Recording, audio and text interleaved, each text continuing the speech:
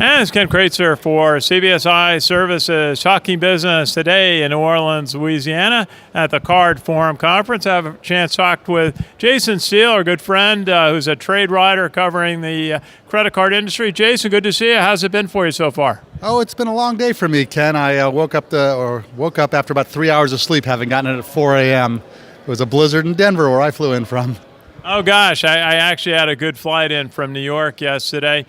You know, it's a lot going on, very high-energy meeting here, the CardForum, executives both on the issuer side and also on the processing side, folks adding technology. A lot of talk about the impact of fintech companies who are able to attract balances from issuers. What's your thought on that? Yeah, it's been a common thread through a lot of the presentations I saw this morning and today. They're using alternative data, or someone put it to me, alternative data really isn't alternative anymore. It's gone mainstream, and so many of the traditional card issuers were referring to fintech lenders as a serious threat to their lines.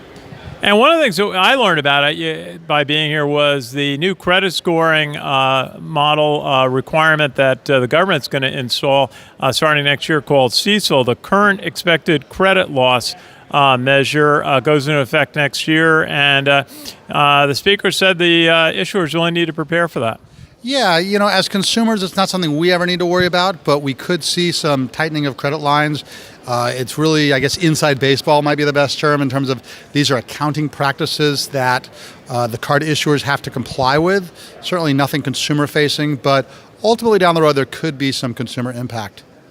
And talk about the intersection we were just at, how credit unions can compete with big banks. And part of it was by going to low-fee credit cards as a way to compete. What do you think about that?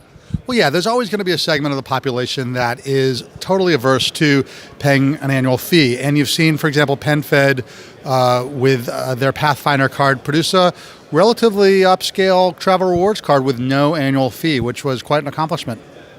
And good talks today about how to manage a new data implementation program, going to a new system for a card portfolio. We had Al Taylor of Comerica gave a nice talk on the importance of that, and he emphasized using the best technology, fewer vendors, and not being afraid of going to a cloud.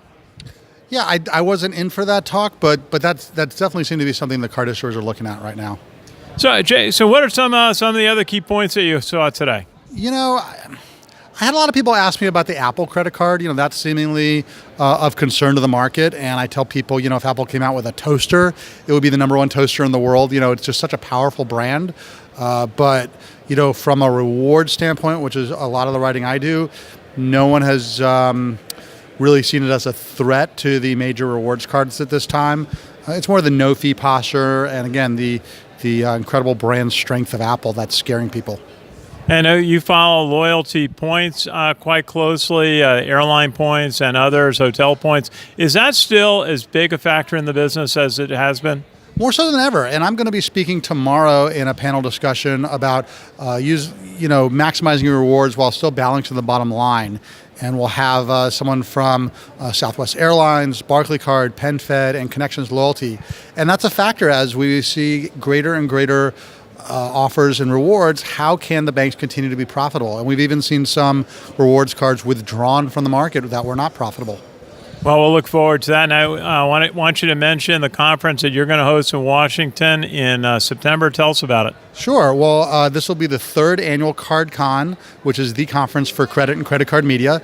It'll be at the Washington Hilton, September 8th through 10th. That's the Hilton and DuPont Circle.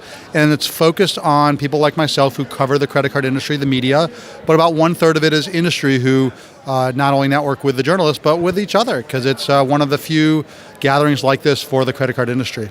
Well, we'll look forward to be that. I feel like I'm part of the credit card media now, so it's great. And Jason Steele, final thought for the night? Oh, I'm just happy to be here in New Orleans and looking forward to a great card forum this year. Absolutely. Jason Steele, writer covering the credit card industry and the points business. Great to talk with you as always. Always great to see you, Ken. Super. This is Ken Kraetzer for CBSIServices Talking Business in New Orleans at the CardForum.